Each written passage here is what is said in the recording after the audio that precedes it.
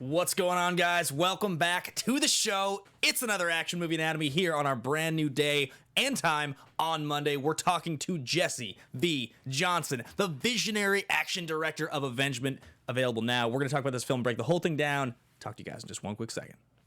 Welcome to Popcorn Talk, featuring movie discussion, news, and interviews. Popcorn Talk, we talk movies. And now, here's Popcorn Talk's Action Movie Anatomy. Boom! Look at that. Amazing. Oh, And there we got it is. the Dre. It's been, has it been weeks? We've taken weeks It's off. been weeks. Yeah. We pre-taped. We were out of town. Crazy. I hit you with a chair. You hit me with a chair. You hit me in the face. Jesse was just telling me about how to take a bump. We are here, guys. It's Action Movie Anatomy. It's Monday. Monday at 1 o'clock. It's the first time we've ever done this show on a Monday at 1 o'clock. It's ever happened. And we have an incredible guest. I'm just going to jump right to it. We got Jesse V. Johnson on the other side of the table. Very pleased to be here. Yeah, thank you for coming, man. Thank you for coming. You are the director of over a dozen hard-hitting action films, stunt coordinator, stuntman, extraordinary. You've done it all, and you got a brand new film out. So we wanted to bring you on and talk about that and your career. So thanks for coming. Very, very happy to be here and to talk about my career. It's good. Yeah. We got Andrew Ghai, of course, my co-host. Okay, there it is. I was waiting for it. No, this is a really exciting day. I mean, we've been honored a handful of times with having great directors or even stunt coordinators, stunt performers on the show, and after watching Avengement and looking at your career, I cannot wait to jump into the episode. I mean, you were even just telling us a minute ago about talking to Stone Cold about living out of a van because you directed a movie he was in, so I'm sure you have incredible stories to tell for this show. Yes. So this is Action Movie Anatomy here, guys, on the Popcorn Talk Network, the online broadcast network dedicated to talking movies, all things movie-related and pop culture by the bucketful. We cover action movies here. Generally speaking, those action movies adhere to 4 basic rules. Rule number 1, the hero always plays by their own rules. I think it's pretty safe to say here. Yeah. Definitely. Adkins. I'd say, yeah. Yeah. Like, he just exudes playing by his own rules, just in his look. Yeah, I mean, from the opening frame, you know? They don't even show the first ass that he kicks. You're just like, I would not fuck with that guy. Yeah, right. They just show the bodies. You're like, okay, no one's getting in this guy's way. Rule number 2, the hero and the villain are always the smartest people, beings, things in the room. I guess, like, because he gets set up by his brother, right? Yeah. Like, so I guess they are technically the smartest guys in the room. I mean, he's definitely the smartest guy in the room. Like, because in the same sense, he plays by his own rules, right? I think we reveal that to the audience. That's the fun thing on this one. You're not sure if he is the smartest guy. Yeah. And Sure. then slowly you realize it is. Right. It's sort of rather fun. Yeah, you're not sure if he's just a cog in the machine or not throughout the whole thing. And before we get to rules 3 and 4, just because it's just cued something and I want to think about here. Yes. We don't want to spoil the whole movie for you guys. I know a lot of you guys probably have not yet seen Avengement. It just came out.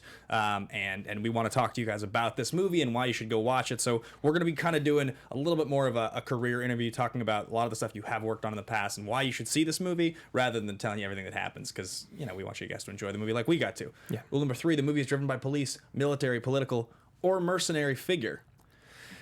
I mean, he's in jail for a lot of it, you know, so we'll just lean into that one. Sure, that's fair. And rule number 4, the movie contains a minimum of 1 explosion.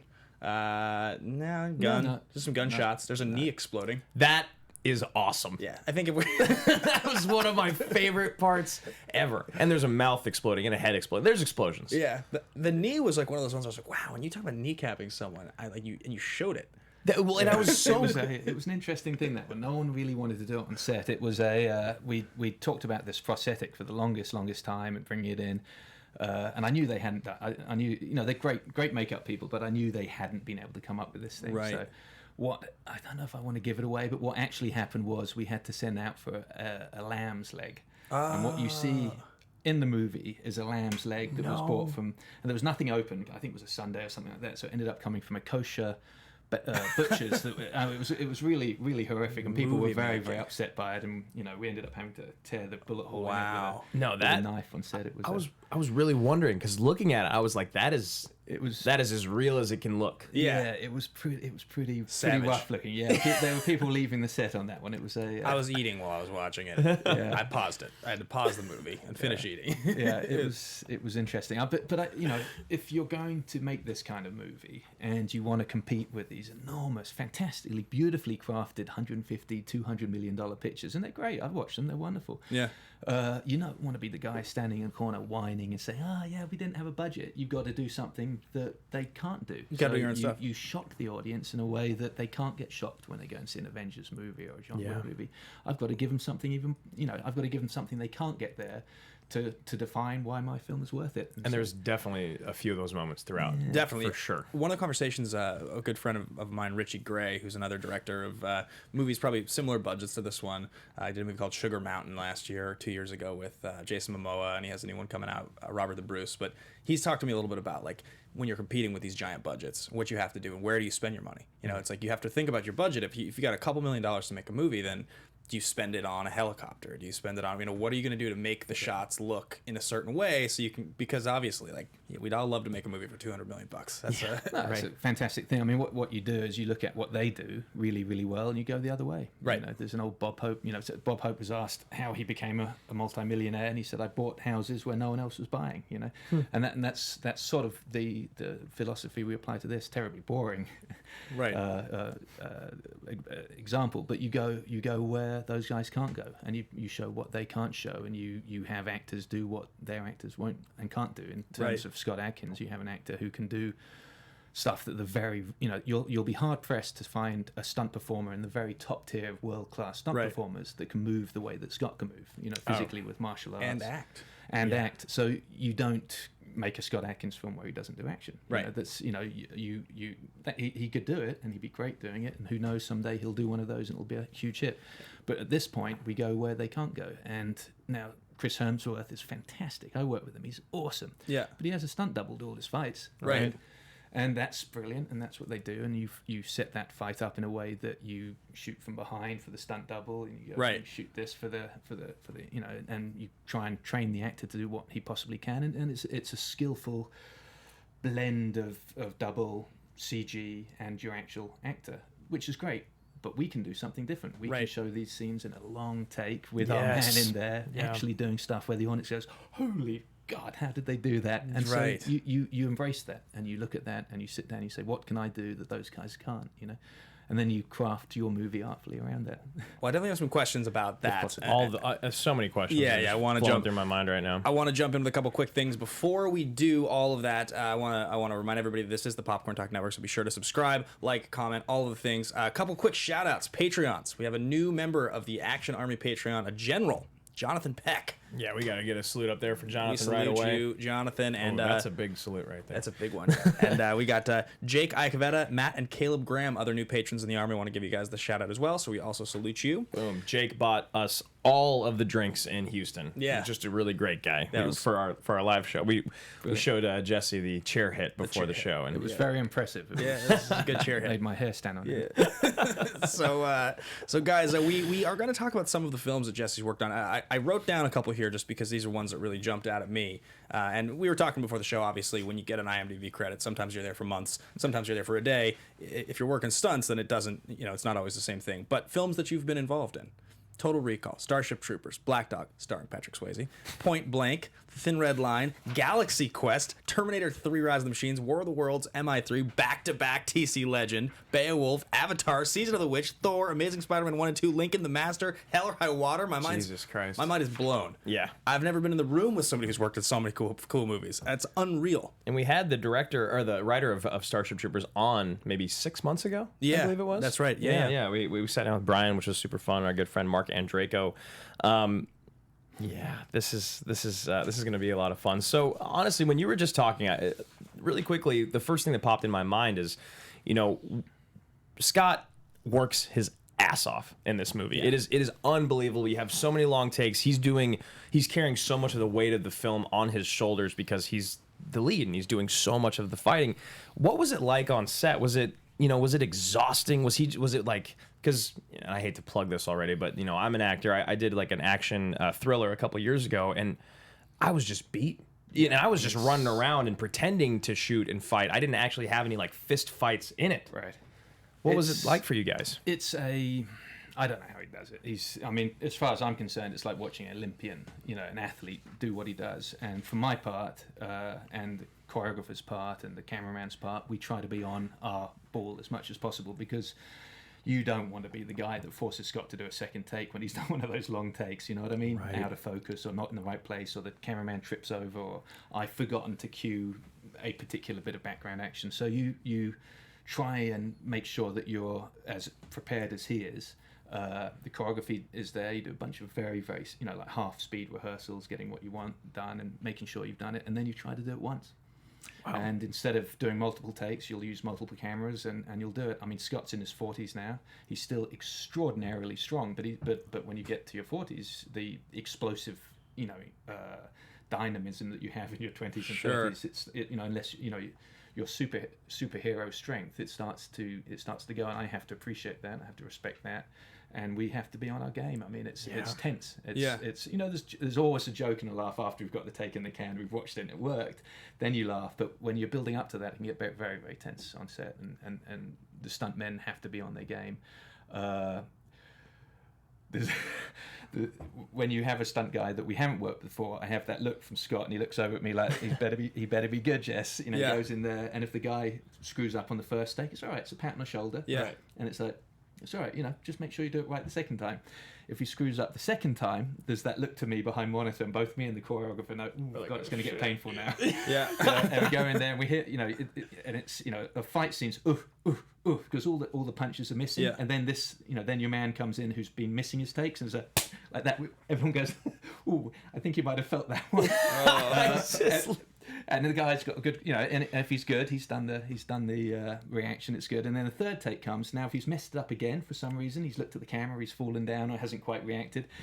Then we just, then you're holding your legs like you're watching the monitor, because this time it's going to really hurt. But we don't have an awful lot of that, and that may sound brutal, but believe me, I've been in that position. I screwed up a take with Chuck Norris on Walker, Texas Ranger, and I got the second and third take as well, and it's like, yep, I felt it, and that's okay. That's sort of how it goes. Interesting.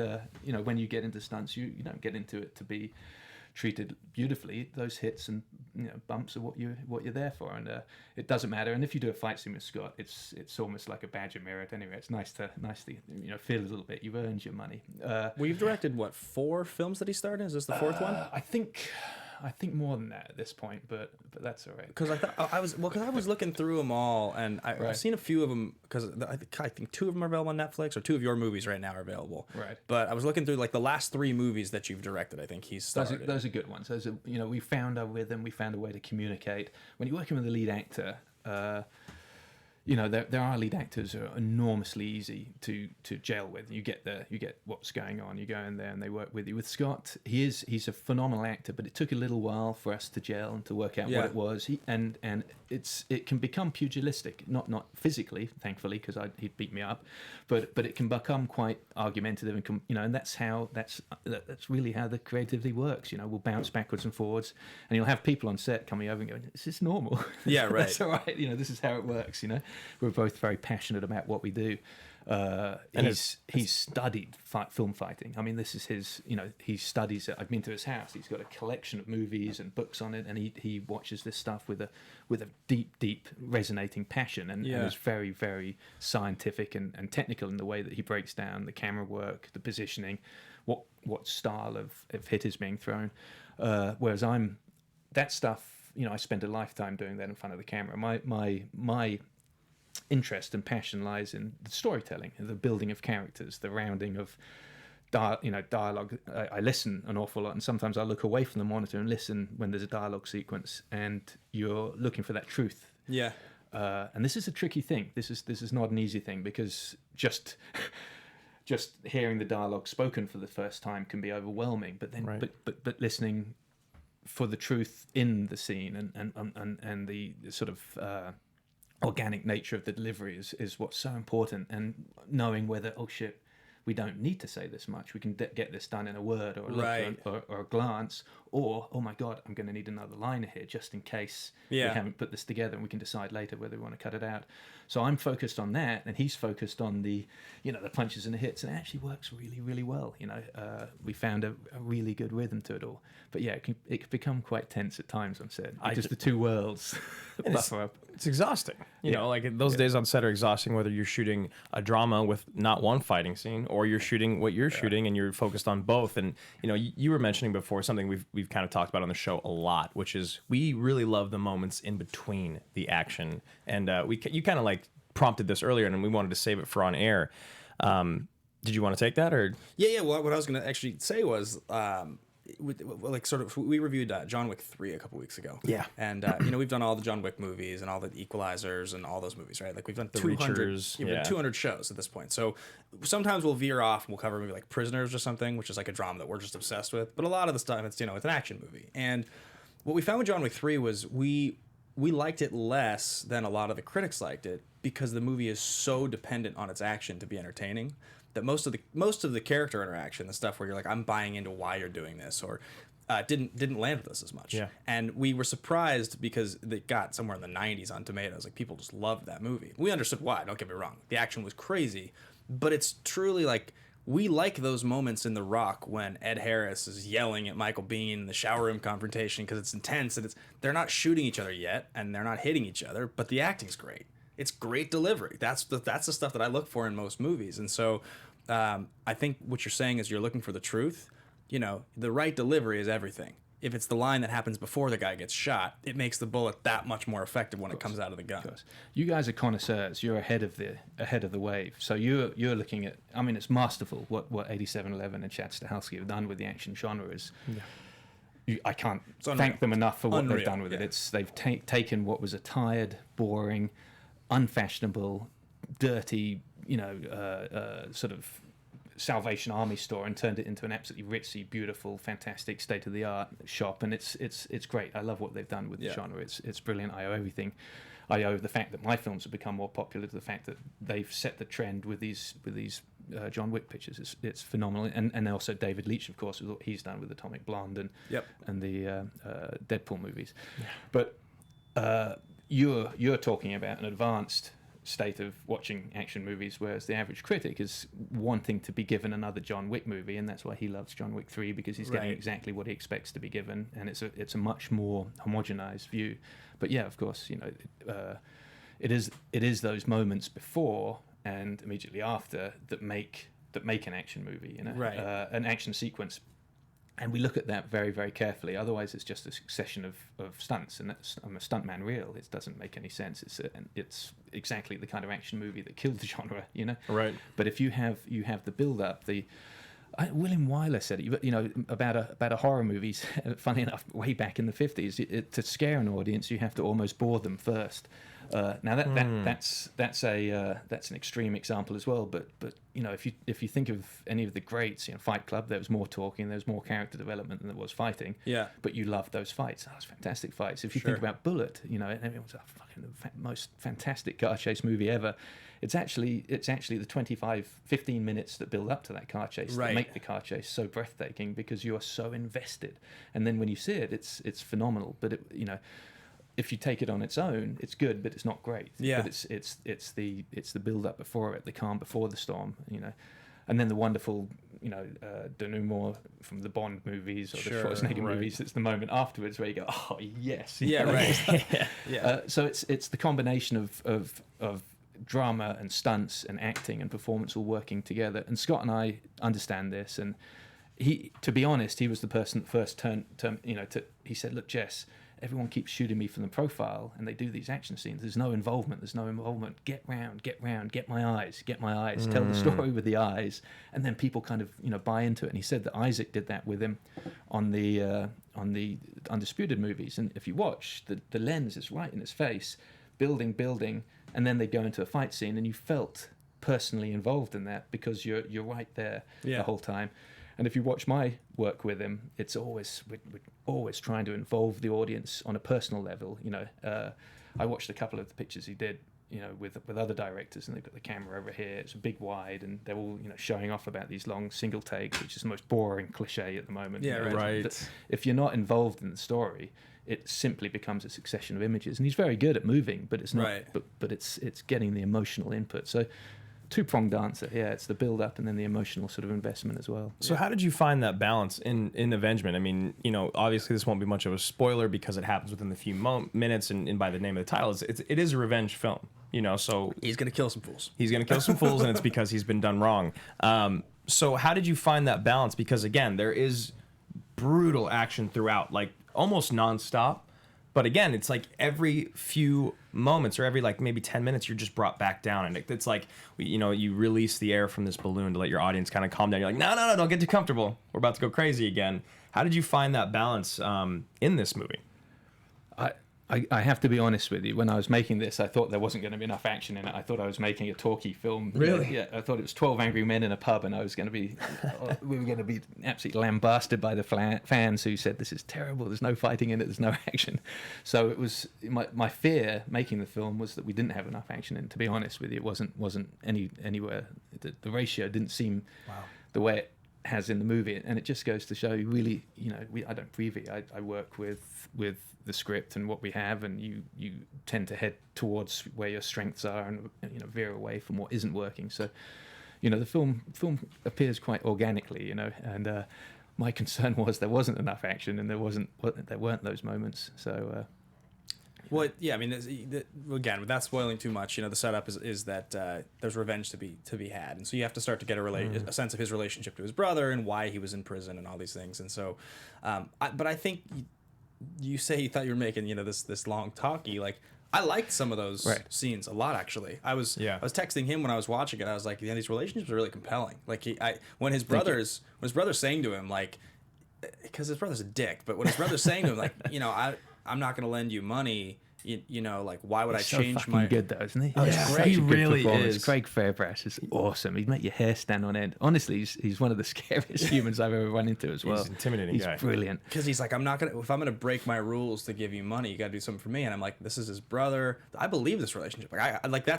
I can imagine my brother talking to me like that if he's older, and I can imagine like standing up and being pissed, exactly like it all happens there. And I was like, I know you've gotten a couple hits thrown here, but there's not a lot of action yet. It's 25 minutes into the movie, and we know this is only 90 minutes, so there's going to be a shitload of action after this. I know there will be, but I really like those moments. So I thought, thank you very much. Yeah. And one of my favorite moments in that, it's actually, we have a bunch of fans in there. We have like a normal moment. It's our fist pump moment that we talk about, but we're going to try to not allude to it too much to give away the story, but numerous people in chat are talking about that great moment that he has early on with his mother, which I think this might be my favorite heartfelt moment, is when he's about to kind of let her in on the secret, let her in on what he knows. Right. And then she says something, this is as vague as I can make it, and he decides not to. Yeah, right. And it's due to the love of his mother and you know, the love of the situation and understanding the gravitas of the situation and where she's at in her life. And I think that was really the setup of this, like you talked about earlier with like a car chase or a bullet to the head. The setup for this was really brilliant. And there was still just enough of this ass kicking where you're like, all right, this is going to get real crazy real quick. Yeah. You know? And then, of course, someone else just said that my whole fist pump is Bez, the bartender. She is phenomenal. She is good. She's fantastic. Very, very good actress. But Fairbrass he's an interesting cat. He's a bit of a legend, an institution in England because of the rise of the foot soldier movies. I think they're the fourth or the fifth one now. And we were filming in a very, very nasty part of London, Limehouse, East End. Really, really, really tough old neighbourhood, you know. And it was even tougher in the 1800s, 1900s. It's now actually being slightly gentrified. But we were filming in, you know, an actual pub from the 1920s. Very, very rough place. And I was talking with the owner, and he said, so who's in your movie anyway? And I listed the cast. It's Scott Adkins. No, I don't know him. And I said, Craig Fairbrass. And the eyes opened wide. He said, oh my God, you got Craig Fairbrass in this? And he said, I said, oh, you've seen his movies? He said, no, I've seen his movies. His uncles were the Dixon brothers. They were the big mob brothers that ran that whole part of town. He said they'd walk across the street, the cars would stop, people would clear the sidewalks, you know, and you know, they were literally the Cray twins of that particular part of London. Very, very dangerous, very, very criminal. So later on, I met Craig Fairbrass, and I said, "You're a little bit of you're from a famous family round here." Yeah. Oh my God, no, don't mention that. You know, I've been trying to put that behind me. But I said, "You watched them as a kid, didn't you?" And he said, "Yeah, I was around them. I saw the way they move, the way people talk to them, and the way they form a sentence. Look a person in the eye. First thing they say is, 'How's your family? How you doing?' And that's the scariest person in the room. Is the guy that actually says, 'How are you?' And how's, you know, because he's letting you know he knows your family. I know your whole family and where they are. And it was really interesting. And in this performance, I feel he's absolutely nailed that sort of East End gangster. Really 100%. He's very intimidating, and it's because of the lack of dialogue. Yeah. It's just the looks. When we were editing the film, we noticed that he never he literally never blinks when he's delivering dialogue, which is a sign of a good actor. It means that they're in the moment. People tend to blink at the end of a sentence. It's, you know, when they finish saying what they're saying, the blink comes. And that was how he was, except for one scene. And the one scene where he blinks is where he says, "Oh, well, of course, I love my mum." Like that. And he flutters his eyes like that. And you realise that's the one scene in the movie he's lying, and as a character. And he's brilliant. I love his performance in the picture. It's really, really... We were very, very lucky to get him. I think he came on about 2 days before. I had this mad idea I was going to have Scott play both brothers for a while. Oh, wow. And we were like double impact. And thankfully, I got talked out of that one, and we got Fair Brass instead. Well, Double Impact was incredibly successful. Almost as good as Maximum Risk, the other time that he did the exact same gimmick. He did it twice. Yeah, he did it twice. All right, so I have a lot of questions that I want to ask you. Yeah. I think we'll keep weaving back to Avengement here because obviously that's the one that people can go watch. That's right now available and brand new, and the freshest ass kicking you can go watch is Definitely that film. go see it. Yes, please. Samuel Goldwyn are doing a fantastic job with it. Really, really excited about the way they're putting it out. So I just would love to say thank you. I mean, it was literally the very first thing I saw, which was ironic because I got home very late last night, and I went to watch the movie. I started it the other day, and I was like, no, I want to start it again and watch it all the way through. And it was the very first thing that came up on my TV when I turned on my smart TV. It was like Netflix, Hulu, Avengement. And I was like, no shit. Yeah. This is us tomorrow. I know. It was great. It was exciting. Yeah, it's awesome. So looking through here, there's a couple things on this list of films that you worked on as a stunt performer coordinator that I wanted to ask about. So back to back here, we got War of the Worlds and MI3, and I bring these ones up because obviously Tom Cruise, TC Legend, as we like to call him on the show, he is the spirit of this show. He's our favorite ever, basically, and he's legendary for doing his own stunts. So what the hell were you doing on these movies if Tom Cruise does his own stunts? He does a lot of that stuff himself. Honestly, his stunt double, I think it was Casey on that one, is there to do the rehearsal, to run him through it, make sure it's safe, make sure he knows what he's doing. But the guy is the real deal, man. He's in there and does it. We had a scene on War of the Worlds where it was a UPS Mustang from 1969 or something like that. It's a very, very rare one. It was in the UPS colours that they put out for a little while, and they rented this car. And the car came, in the scene, he's got to park it in front of his house, and he's obviously in a hurry. And I think the owner was there, very proud that his car's being used in the Yeah. Cruise drove it down the street, probably close to 100 miles an hour in this little street in New Jersey.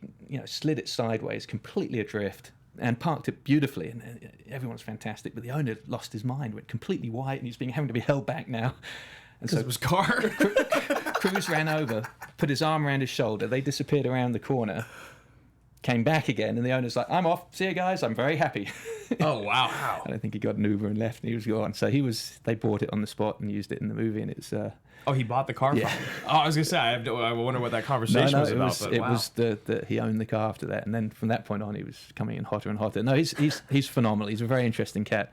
I think on War of the Worlds, we were in Virginia shooting.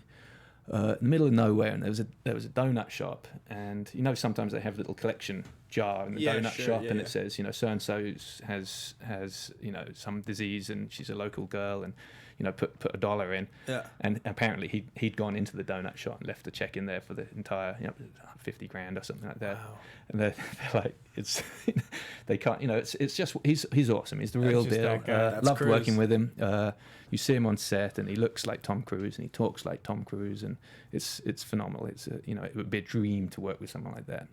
So when you talk about someone like that on set, because when we director, had for sure. Debbie Evans on the show, she mentioned talking with Angelina Jolie for Mr. and Mrs. Smith. She was saying that Angelina doesn't actually do her own driving, but she really wanted to watch Debbie work and see the way that her arms and her body would move while driving.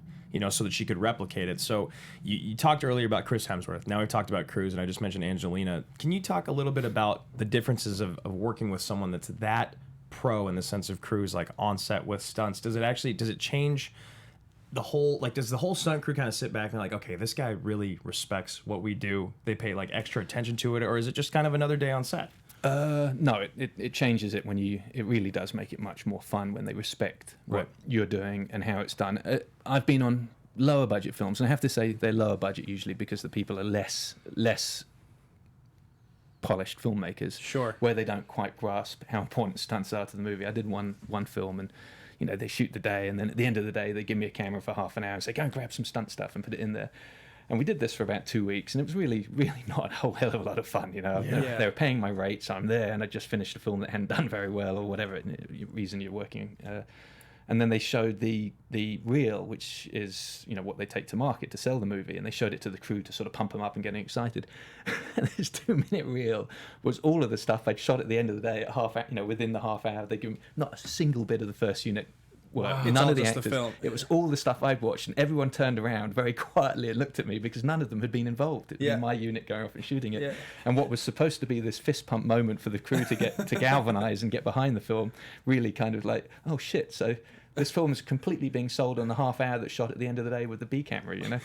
Because they're killing it. Yeah, that's how it works, and it's very frustrating when you're not given the respect. But it doesn't happen too often because people realise, and also it's how you compose yourself and how you set the deal up before you go in.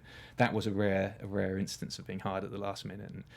And usually it's really good. They understand the value of it. But when you work with actors that really get involved, it's good because everyone comes to work ready to do their very best work. So. Right.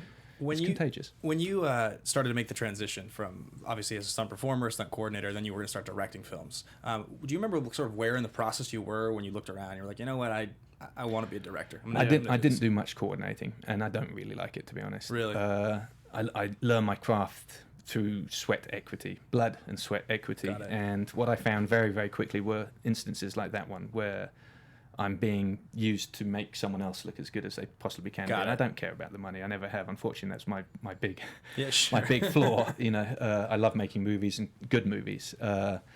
And by about the third or fourth picture as a stunt coordinator, second unit director, making someone else who, in my opinion, was really not particularly talented, making them look good and selling their film for them under their name, I thought, you know, this is enough of this, I'm gone. And also my uncles were second unit directors, very, very successful, Oscar and BAFTA and all that kind of stuff. And they spent a lifetime earning a vast amount of money, making other directors look better than they actually were. And I decided quite early on that was not what I wanted. My ego is such that was not going to make me happy, you know. And so I decided to make the break. That was like about 20 years ago. You started directing. Somewhere in there, yeah. You've obviously done a little of both at the same time, and now you're pretty much... I love going back and performing. I really enjoyed that. Not so much now. I'm 47, so your recovery time is not quite as quick. But you know, through my 30s and early 40s, it was very, very fun to get the back, you know, the pads and go in, and you go in for 2-3 days, do a fight scene or a car sequence, and you know, it was fun. It kept you, and also going in front of the camera, I think is something that every first unit director should have experience with. Yeah. That feeling of, oh my God, your heart's beating like that. The camera's there. You better hit your mark. You got to, you know, remember your line. Remember to look the way you got to look. Be where you got to be. And this is important. This is important. If you're gonna be a director, I think you have had to have had some time in front of the camera. Yeah. Essential, actually. Yeah. What I want to take you back for a second here. I mentioned a couple movies on this list that are movies that only I would ask about and the single one on here. I know exactly which two you're going to talk about. I know you do, but I was not going to ask about Black Dog. Though Swayze's he's other than Cruise. It's like they're my two favorites of all time. Point Blank. But I want to ask you about Point Blank. So Point Blank, you probably don't know what this is, right? Danny Trejo one. Yeah, I looked it up because of Mickey Rourke. 1998 Mickey Rourke. It is Mickey Rourke as orange as Mickey Rourke has ever looked. Right. He literally looks like he's dyed orange. And it's Danny Trejo. It's basically the entire cast of Con Air is what it feels like you're watching. And it's like they take over a shopping mall, I think. They're all these escaped cons. Mickey Rourke comes in as like the former Marine. He has to de-escalate the situation. It's as balls to the wall action of a late 90s movie as you could possibly imagine. A friend of mine years ago made me watch this, who worked at a video store. He was like, if you like all these action movies, you got to watch this movie. It's great. The villain is he's like from The Wire season 2. I can never remember his name, but he's great. He's way over the top. But anyway, I just wanted to ask you, like, that set, those characters, that time period, were you on it for very long, or was it one of those couple of days? No, I went out. That's Houston, I think that was. I flew out there. Did the prison break out the back of the prison truck with machine guns hitting everything. I was a cop and I was one of the prisoners, and I don't think I worked at the mall on that one. I was there for maybe 5 days doing that. It's fun. It's, Danny Trejo I've done 3 or 4 pictures with as a stunt performer, and he's awesome. He's great. Mickey is awesome as well in person. I talk movies and Michael Cimino and Sergio Leone, because all those kind of things. Very, very erudite and very surprisingly articulate and interesting. I think he goes through a transformation when he comes to set, which is he becomes a little more complex. And thankfully I've not had to deal with anything negative, but as a person talking about movies is awesome. couldn't say enough nice things about him. But I did that film with a coordinator called Garrett Warren, who Garrett and I started together on Starship Troopers. He was I think he was the second unit double for Jake Busey. I was the first unit double for Jake Busey. Yes. Nice. Garrett then did 6 or 8 of my movies as a second unit director and stunt coordinator, and then we did Beowulf together. And from that point, he's literally gone into the multiverse and has done the Avatar movies. Logan is doing the Avatar pictures now in New Zealand, and is probably one of the very best in the business at the moment. So, so I it was love, good to work with him. I love Beowulf. It's one of my favorite movies. I think it's fascinating. Not enough people have seen Beowulf, but you mentioned Beowulf and Avatar, and can you talk a little bit about what it's like doing stunts on those films? Because so much of it is, what we're watching is not practical. A lot of it has like a CG layer over it. Is it change a lot? Or both of those pictures, we're working with directors who are very, very invested in reality, Robert Zemeckis and James Cameron. So where you can do a lot of that stuff, even though because you're in an immersion space and you're a 35 by 35 foot capture area, you literally could animate a guy flying or being thrown through the air. What they preferred to do was to have actual references with stunt guys doing it. So it was actually, had guys really hitting the ground hard, and again, we had one guy broke his leg in front of the crew and it snapped, because he did a corkscrew sprint and came down, and it was. So I mean, we really worked very hard at that point to give those directors exactly what they wanted, and then when I watched the movie and it looked like animation anyway, so. It was a little disappointing for me. Oh, really? If you talk about filmmaking, for me, I got into the business because I don't want to be in a 9-to-5 job. I'm not that person. I'm not that guy that can do that, and I know that. I don't want to be in traffic. I don't. I'd be the one that tweaked out or something. I don't. I hate to say that because it's an awful thing to say, but I don't think I operate under those parameters very well. I got into movies because it's an adventure. You travel away. There's a difference to it. There's a sense of excitement, of risk, of gambling, of coming together and taking on a mission almost in a military sense, except no one's shooting at us. Once or twice maybe, but you're doing, and then when the payoff comes, it's an incredible payoff. It's a wonderful, exciting experience to watch your film in front of an audience. There's nothing like it, especially when it worked out okay. When it didn't work out so well, it's less exciting. But you're that's why I got into it, and similarly to that, I want to see an actor's reaction to it. If I'm doing an action scene in a castle, the smell of the 13th century castle, the steel, the armor.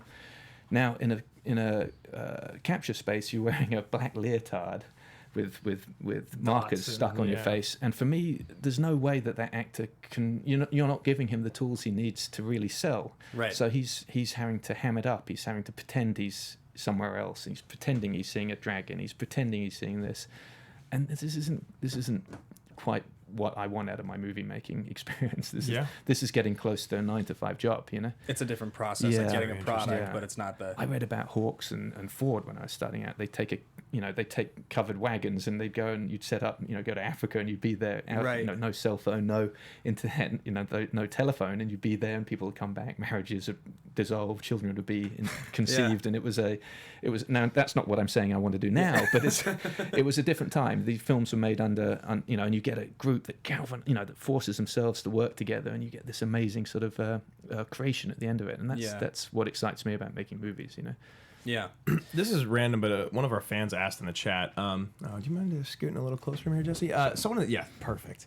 Someone in the chat asked about stunt performers, or even stunt coordinators, basically stunts in film not being recognized by the Academy and the Oscars. And this was a huge thing that popped up a few years ago when Mad Max Fury Road came out, because there was so much behind the scenes footage of what Miller had done.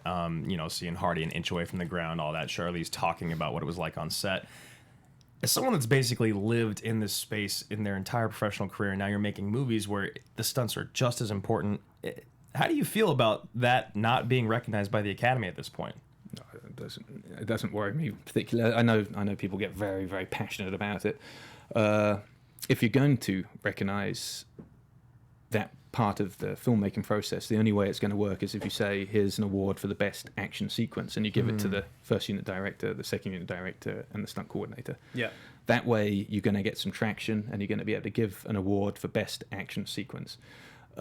If you start dividing that and saying, I'm going to give an award to the best second unit director, you're going to run into real issues, because where did his creativity start and where did the first unit directors end, and now you're essentially giving a creating credit to a large portion of the movie to someone who isn't the guy that is the first unit director, and if you're going to do that, then you take a film like John Wick or like some of the Bond movies, you're essentially giving 80% of the credit for that movie to another man other than the director. So you're going to run into a very sticky situation with DGA and places like that. So if you're going to do it and you seriously want to do this thing and have an award go to stuntmen, then you're going to have to give it to the whole team and call it an action sequence award. I love that. I think that's the only way you're going to ever get any traction with it. You have to remember a director is an egocentric human being. He's not going to want to relinquish credit for the greater portion of his movie. Why would he? Right. So a couple quick things here before we get into the last bit of our show, which I have got a bunch of questions that I want to ask you, some speed round stuff. Got it. But a couple quick shout outs, guys. Thank you everybody for being members of the Team Action Patreon. We mentioned at the top of the show, patreon.com/Team Action. We do exclusive special content for all of you guys. We have a brand new thing that we have announced this week on the Action Industries YouTube. It's a separate YouTube from this one, where Andrew and I are doing live streams now. We're doing 3 days a week. It's going to be Mondays. What did we say? Mondays, Thursdays, and I think you're going to do Wednesdays. Yeah, Mondays, Wednesdays, and Thursdays. We'll be doing a paired stream on Mondays. I'll be taking Thursdays, and he'll be taking Wednesdays, the other way around, actually. But you can find all this on the Action Industries Facebook and the Instagram and the Twitter. So go follow that if you guys want to follow along with what we're doing there. That's the best way to do it. So, couple things to get in here. Who is the real life toughest tough guy that you've worked with on a movie set? We've kind of already given the Craig Fairbrass angle, haven't we? I mean, tough guys are interesting. The UFC guys that I've worked with, I got to tell you, man, that is a hell of a way to earn a living. Kung Lee, Michael Bisping, and then even Mayhem Miller. I mean, what these guys go through to feed their family, it's extraordinary. I mean, the punishment they take. I was watching something on Bisping the other day, who's become a friend. I did Triple Threat with him, and I watched him when he was a young man. This is a good-looking young man. I mean, he could be an actor when he was young. Yeah. And I look at him now. I mean, he's been pulverized by his career. I mean, the face has changed, the eye, the nose. The way you react. He's still a very sharp and very funny and very interesting fellow. But I mean, physically. This takes its toll on you, and even Kung. And they're operating at the very, very height of their physicality, the skill, martial arts wise, that they have to bring. I mean, you can't fake it like in a movie. You're bringing cross training, you're jiu-jitsu, and then you're striking, and then you're regular Marcus Queensberry boxing. Yeah. I mean, it's brutal. So my hat would go off to those guys, and I don't know who's the toughest of the three. Frankly, I feel if you continuously enter the UFC and get beaten each time, like poor old Mayhem did, I mean, that says a lot for your spirit. I competed at a very, very lowly level in England. I got beaten I won all the non-professional, and I got a little bit of a big head, and then entered and was absolutely got your ass pulverized. I mean, to say I was decimated. I always hear all these stunt guys. Yeah, I was champion here. I was world champion. I was Golden Gloves. It's like, hope the conversation doesn't come to me. We gotta go. We gotta go five. The worst thing was the third one. I thought I had a chance. I knew who I was fighting. I thought, I think I've got a chance. So I invited my mum, a single mum as well. And she's very, very overprotective. And she was sat in the front, and I think she got blood on her. And it was, oh no! The guy did the low kick, and I dropped my hands, and then it hit me in the face. And I was very young, so it was an awful lot of blood. And then a side kick, and it sprayed over the audience. And I think she got my blood on her. Oh no! And it was at that point she said, "You can't do this. You can't do this. Please don't do it anymore. Do anything else. Join the army, but don't do any more of this." Wow. But yeah, so my hat goes off to those guys. I think they're incredible. Do you have like a worst injury on set performing? I did a Outback Steakhouse commercial, which was supposed to be. Watch out. It was supposed to be a complete throwaway. It was like basically even they're telling me it's basically just you're an action extra. Basically, you got to at the time it was good money. It was very very good money. It was a stunt fee. Had to audition for it, all that kind of stuff. I don't know if you've done a commercial audition. It's yes, like absolutely. 10, 15 of these damn, and they're looking at your face to make sure that you look like the face of Outback Steakhouse, whatever that is. And they thought I looked Australian. I obviously didn't tell you. Right. Yeah. Yeah, I've been Hispanic in almost everything that I've done, and I'm not Hispanic at all. This dude that I had to tackle was a Samoan, and they have big bones in their limbs, and he had calves on him that were very, very big. And it was a head-on tackle, which isn't in rugby anyway, so I'm not sure why they had me do that. But he caught my foot with his shin, and it opened the foot up. Down to about 3 or 4 inches, sideways like that from the toes. So it was a compound fracture as well. Broke some of the metacarpal, and that was on the beach. So I put my foot down into the sand, and the sand got into the break, and into the open foot. Oh God! And I knew it was very bad because you have that funny thing where you start sweating when you get a really bad one, and you can't feel it because your nervous system covers the pain. Adrenaline is just, and you don't feel the whole leg, and you start sweating straight away. And I've done it a few times, big cuts, and your body takes care of you. But now I've come to recognise that, and I didn't want to look. And the PA comes over, he says, "Can you do that again? You didn't fall quite right." And I said, "I think I have something on my foot on this one." She looked down and threw up. At that point, it was an emergency room, and I went to the one at Malibu there, and it was an interesting one, and. It's a long story, but you ask any stunt guy about the worst injury, and invariably it's the one that's not a big stunt. It's it's pathetic, and you haven't even bothered bringing your pads that day, and like, oh no, it's just a little tackle or a fall down the stairs. Oh, 3 steps, I can do that. But then the last step, there's jagged flint or whatever. It's their foot goes through a jagged piece of wood. It's every time. And I think it's because when you do the big ones, you're so focused. You haven't slept the night before. You're looking it over. You walk over the location. You're talking. It's 4 different people checking everything, and so things and the adrenaline comes in and kicks in, and it goes fantastically. It's the little ones you're not expecting.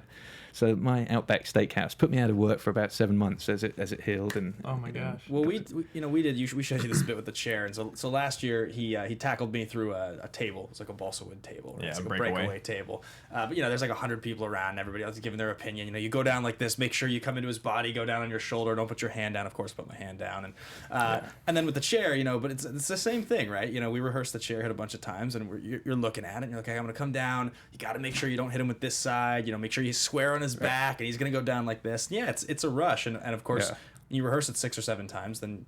But I'm sure if we had. But even then, it was like I put my head too low. I got caught in the face with a chair, things like that. Yeah. So it's my hat goes off to you guys. It really is a rush. When it goes right and it's fun, there's nothing quite like it. It's wonderful. Yeah. I went back and did an episode of Agents of S.H.I.E.L.D. last month just to remind myself. It was a blast. I was kicked backwards through a doorway, and it was fun to do. Natalia Cordova kicked me through it. Did a great job.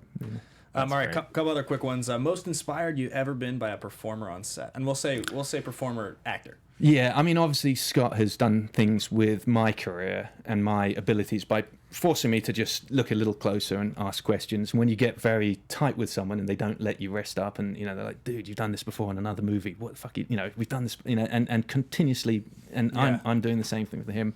I think we've pushed ourselves places. Actually, that's arrogant. I'm not going to say I've pushed him anywhere. I'm not aware of the other movies he's done, but he has certainly inspired and caused me to really, really raise my game. Now, that's actors that I've worked with. When I've worked alongside someone, watching Anthony Hopkins in Beowulf, and Thor. I didn't really see much of him in Thor. I was doing the ice monster thing, so I didn't get a chance to see. I saw him going backwards and forwards, but on Beowulf, I was there with him, and just watching the way that he approached the craft was truly an inspiring thing. It was, and the moments. And you talk to anyone who works in movies, if they're lucky enough to, they have these moments fairly regularly where it does become a job and it becomes a little pedestrian. You're not quite sure what you're doing. You're driving into work, and it's like, the first couple of days are worn off, so you're no longer jumping out of bed. You're sort of like, wake yourself up with coffees and convince yourself it's the place to be, and you go down, and then something happens, whether it's the director you're working with, or the actors, or even or the way the cameraman is involved and says, no, this is a better shot. Let's just try it this way. Someone else's enthusiasm and craftsmanship suddenly does something, and it sparks you, and you go, God, this is a really, really good way to earn a living. I love this. It's so funny you say that And- because sorry, keep going. No. I was gonna say because we recently talked to Joseph Gatt, who worked with on- Anthony Hopkins yeah, on on Thor: Thor. The Dark World, and he was saying that every morning Anthony would come up to him and like give him like a hug and be like, "Isn't it just a beautiful day?" Like being on set making movies, and he was saying that the most inspiring person he ever worked with was also Anthony Hopkins, but it was just because he's been doing this for so long, and his enthusiasm and excitement for being on set was just infectious. Yeah. No, it's tremendous. The three directors for me that really inspired me the most were Spielberg, Kenneth Branagh on Thor, and P.T. Anderson on The Master. And watching the way that they approached the business, the craft, and just the work was like, you know what? I've been doing this wrong. Yeah. Which it's not true either, but to see that you can do it that way, and you can put all your energy into, in Kenneth Branagh's case, the performance, and watching what the performance. He had a notebook, and he was writing down each take. For each actor, he had a different line. He'd write down his notes for each of these. I thought, this is going to get exhausting, you know? Yeah. Not only for him, but for the actors to have to go through it each time. But far from that, the actors loved it. They got more enthusiastic about it because he was paying such close attention to what they were doing. And he kept doing it through to the end of the movie. He loved that was the way he worked. I'd never seen that before. Yeah, I've and never then heard that. Spielberg with his particular take on the action, which was, you know, having us.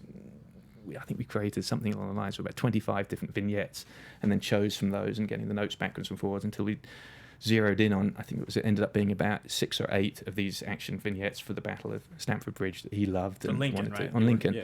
And there was so much focus and so much interest and so much enthusiasm for making the best film possible. And you're like, God, you don't get tired of doing it. You know? It's Yeah. like, but no, not at all. And it's there, and the spark is there, and it's contagious, you know. And then P.T. Anderson, you know, he was rolling 65mm film through a camera. Now, I started with film, so I know what that costs to buy it, to develop it, to deal with it. And the mag on the camera is like this wide. And it was, you know, it was going tick, tick, tick. You can hear the older cameras as the film goes through it. And he's got Joaquin doing the scene, and no one's allowed to call him Joaquin. We had to call him Freddie, which is his character name. No one can address him as well. You know, it was very that was another thing that I loved, but did not care about the fact that we're rolling. No cut, no action, just keep doing it until and it was all about the performance. And what that told me was, the interest is not in the technical side. The interest is in what the actor's doing and whether that's truthful, whether that's working. Everything else is secondary to that. And that was like an epiphany for me because you know, if we come from movies, you're always worried about getting it as quickly as possible. Get maybe 2 takes, move on. How many setups you can do? All of that's secondary. It's not important. He's maybe both of our favorite director working, I would say. Yeah, Boogie Nights we're doing actually a full review of Boogie Nights later today on another show we're doing. Exemplary movie. I mean, second favorite but movie of all There Will Be Blood for me. It's There will be blood. It was watching the movie for the first time. It was like a shock to the system that you could make a movie like that, you know. And this is actually a perfect segue because Ben's got this right here. Most method performer you've been around. You talked about being around Joaquin, and also now Daniel Day-Lewis. Can you talk a little bit about what it's like working with gentlemen like that are literally just so they are their character? Well, I didn't work with Daniel Day-Lewis. I did the Battle of Stamford. He wasn't involved in that. So they brought me in to, Garrett and I trained 800 extras, and we had to hire and train, I think, 30 or 40 stuntmen who had to look a specific way. It's right. We had stuntmen from, I think, ended up being about 15 different states, because they had to be skinny. None of the black performers had to have shaved heads because that would have been anachronous for the time. So they had to have bigger hair like you would have had then, and trying to at that point every single black stunt performer was ripped and had a bald head, which is that's a particular style, but it was absolutely the opposite to what Spielberg and wanted for the look of the Union soldiers at that point. So it became really complex getting stunt guys for that. We had guys from all over the place, and they were not necessarily terribly experienced. So we then had to train them in 1800 style bayonet fighting and lance fighting and pistol fighting and cavalry maneuvers, and so it required a lot of research on my part. But then actual physical training took about 3 to 4 weeks, and then we shot for 2 days. That's amazing. And that was it. No Daniel Day-Lewis, but Joaquin probably was the most immersive the Master in terms of actual getting lost within character. And it was quite interesting. One day, a day player came in, and I couldn't help it, but he had not been informed of the whole don't Yeah. and walked over to him and started talking with him about, just making small talk like an actor does. Right. Really, really awkward, by the way. And you're listening, going, "Oh, poor guy." Stop. But Joaquin did not break. He stayed as Freddy in 1950.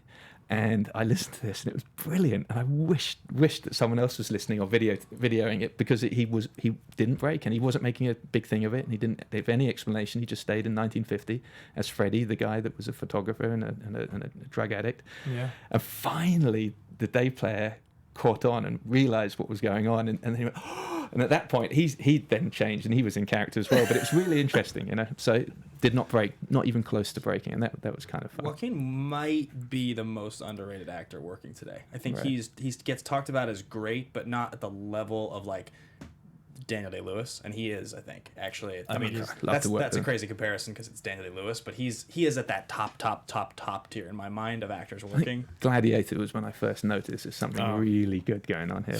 I hated him so much after Yeah. because I was like 12 when that movie came out. I watched it. I was like, I never want to watch this guy in another movie again. And then as I got a few years older, I was like, oh my god, this guy is incredible. When I was hiring stunt guys, Garrett, who was coordinating, had me hire the guys and bring him in. I said, "Look, he's method. You guys are playing police, who are supposed to be restraining him. This is what's going to happen. He's going to kick. He's going to bite. He's going to punch.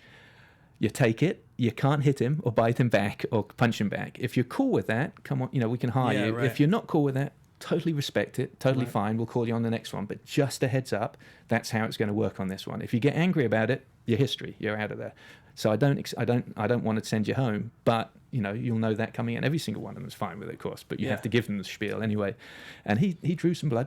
Wow. Oh, did he? Oh yeah. I mean, that movie is very intense. Master? Yeah. It's savage. There were elbows, everything. I mean, it was fun, but the stunt guys knew that. They'd been pre-warned. They knew what was going on, and they protected themselves to a degree. And they came through, and there was a lot of laughter after, uneasy laughter afterwards. But it was, it's sort of fun when you work with those cats, I'm assuming Philip was the same way, right? Yeah. Just completely Which one? immersed. Philip Seymour Hoffman.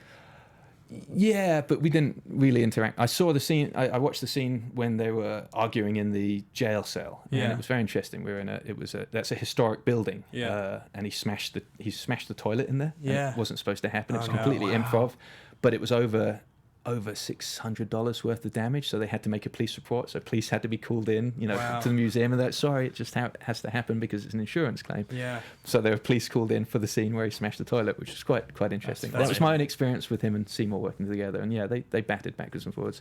Seymour broke character though. He chatted with the stunt guys, and I'd worked with him on MI3, and interesting character on MI3 to.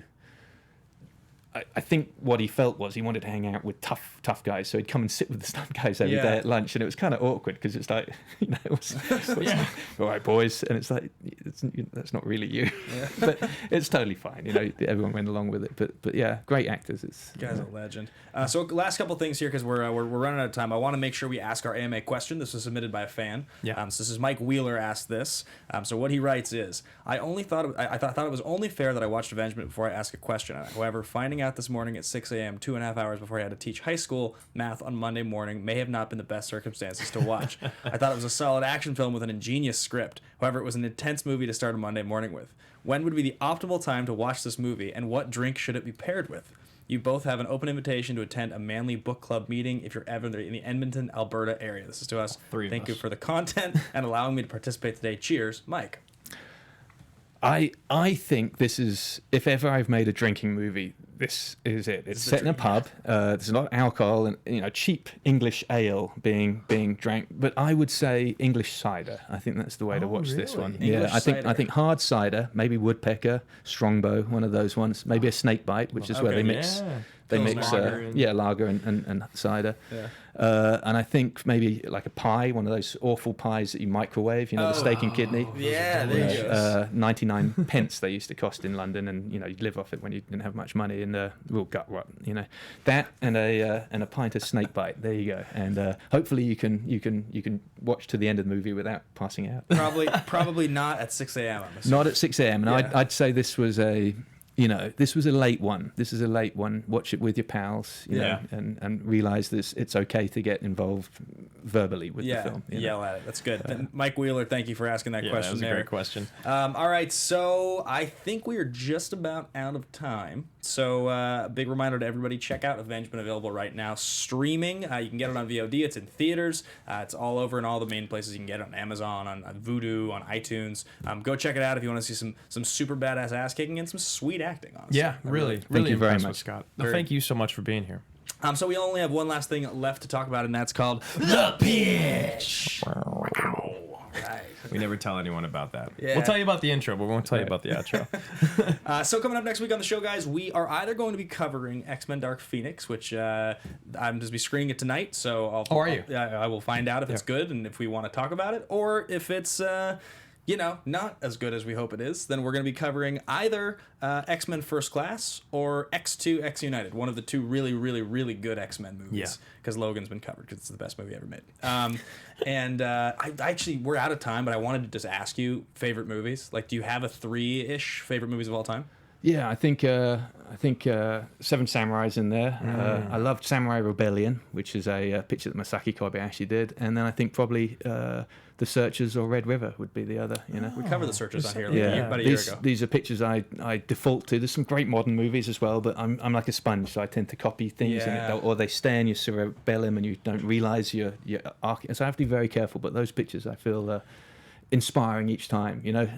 First glance an action movie. Second glance, a piece of poetry, and that's what we all aspire to. Well, The Searchers also, there were so many just incredible shots that Ford created in that you look back, you're like, wow, this is before there was anything. There were sound stages, there were, all film. It was, that was a really inspiring movie to watch. The final frame of that movie is like so beautiful. Yeah, it really is. It's incredible, but the characters, they conform to nobody's set of standards, no PC, no nothing. I mean, it's there's some rough characters in that. I mean, yes, very much so. You talk racism, you talk bigotry, but this is a guy that was he's a Confederate soldier on the run, probably a criminal, and you're rooting for him, by the end of it, which is an interesting thing. It's an interesting statement. I won't say, oh, it's a film from another time, because it's not at all. It was not smiled upon at that time either. Yeah. But the filmmaking and the execution is so unparalleled.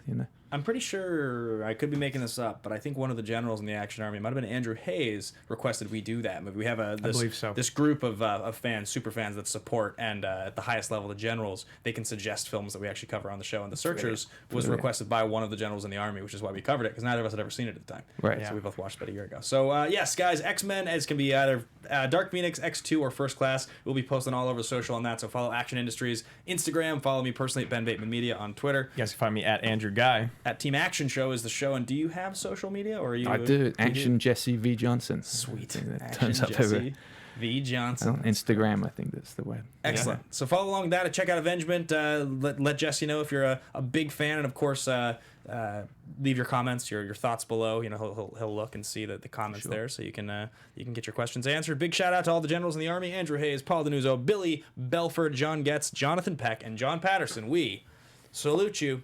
Guys, thank you so much for watching and listening.